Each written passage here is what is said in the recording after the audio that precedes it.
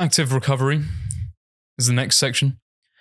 So on rest days, for example, or after particularly strenuous workouts, engage in light activities such as walking, cycling, or swimming. I say light and then I say cycling and swimming. You know, engage in these activities, but don't overexert yourself when on a rest day. You know your limits. You know when you're overexerting yourself. So just stay within that easy sort of boundary. Okay. Active recovery can help reduce muscle soreness and stiffness. Okay. Next section, we have stretching and flexibility. Include a stretching routine in your post-run cool-down. Focus on stretching your major muscle groups to enhance flexibility and reduce the risk of future injury. Personally, I recommend stretching 15 to 30 minutes before your run, as well as straight after your run. And if I have a big run, like say the next day, I'll stretch that night or lower body. I mean, I'm not too focused on stretching the upper body. Don't really utilize that during the run. Obviously core, but I don't know, I find it quite difficult to stretch the core. That's me personally anyway. And I just have time to stretch my legs, 10 minutes, go to bed, easy. No skin off my teeth, okay? It's not particularly difficult and it enhances your performance and recovery overnight, I believe. If I was running in the morning, I would ensure to stretch mainly the legs. But if you weight train as well, stretching the upper body can also be conducive to adequate recovery.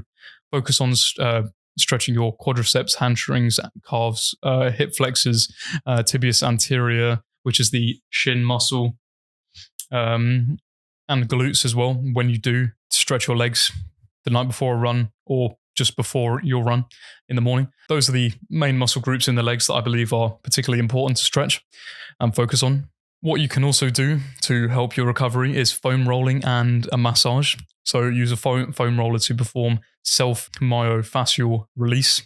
This technique can alleviate muscle tension and soreness. And then, of course, you can get a massage, regular massages with a trained sports massage therapist. People use it to address muscle tightness and knots. Massages offer a variety of physical and mental benefits, including relaxation, pain relief, improved circulation, muscle recovery, and stress reduction.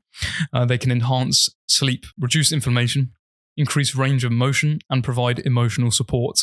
Regular massages can contribute to overall well-being and are often used for various health purposes. Next, we have strength training. So incorporate strength training into your fitness marathon training routine. This can help improve muscle balance, stability, and endurance, and reduce the risk of injury, as we've already discussed.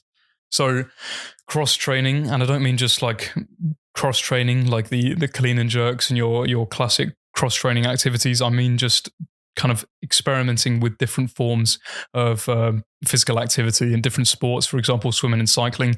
Do this along with your running and gymming to provide a variety in your training, and give your muscles a break, because it's like different type of training. When I say give your muscles a break, like running is quite specific, and if you're cycling, it's different. That's why when people train for a marathon, people don't cycle, even though it's cardio still, people don't cycle. You have to run because running is very specific. And if you're specifically training for a particular event like running, you want to practice for that by doing the activity, by running, not cycling, obviously. Okay, and then we have hydration. But maintaining proper hydration throughout the day is particularly important, not just for your runs, but it supports recovery as well. Having a good fluid balance, like a good electrolyte balance as well, it's conducive to optimal recovery.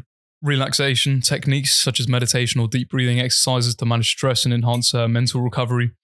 And one important thing to do while considering all of these points is to pay attention to signs of overtraining. Listen to your body. These signs can include persistent fatigue, muscle soreness, and a steady decline in performance over time.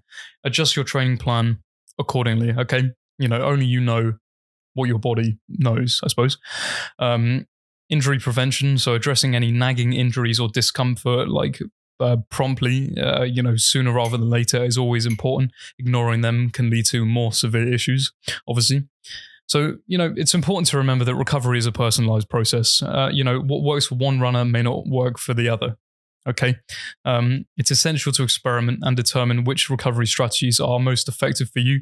Consulting with a coach or sports medicine professional, for example, can prove useful and provide you with valuable insight into tailoring your recovery plans to your specific needs. Thank you very much for viewing this clip. I do hope it has aided in your journey to achieve optimum living. If you have enjoyed it, please go check out the full-length podcast episode. The link will be in the description below, or you can click right there. Goodbye.